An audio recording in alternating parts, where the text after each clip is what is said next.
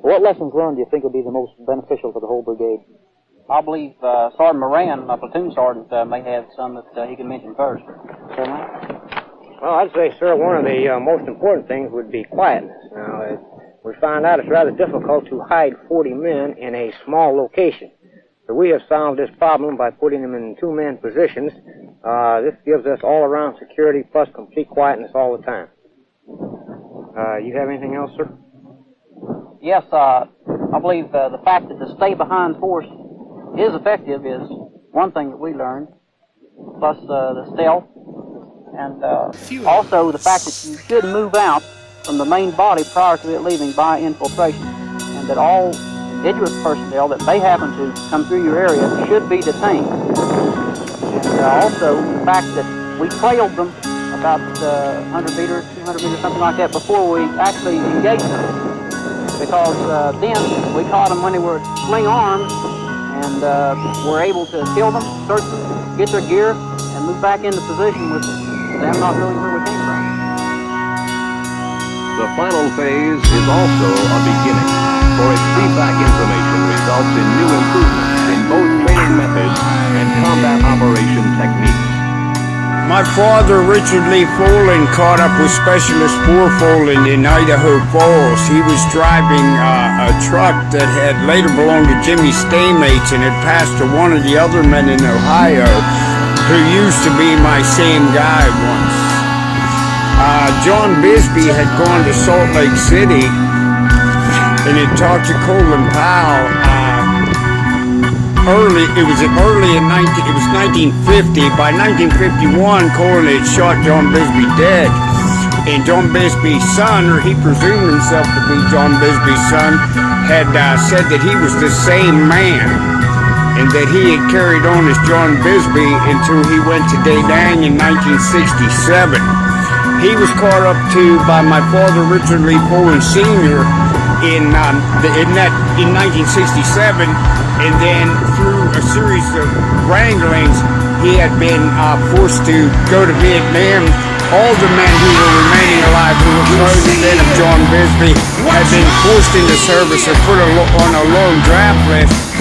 Jack Cosman, who had lived here, had evaded the draft. Had evaded the draft and got draft clemency in 1971, and he remained alive until Folin killed him in 1985.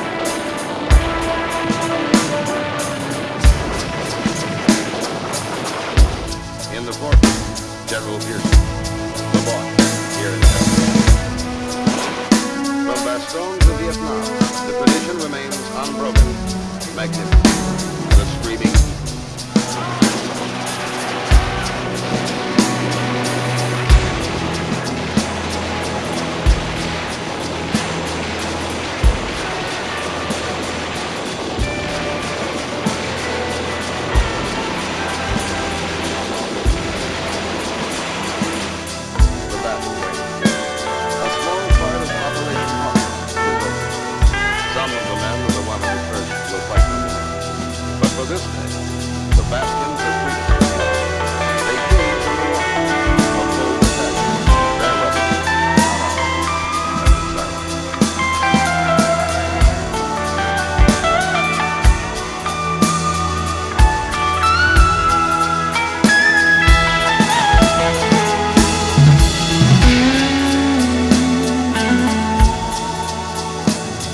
That was silence.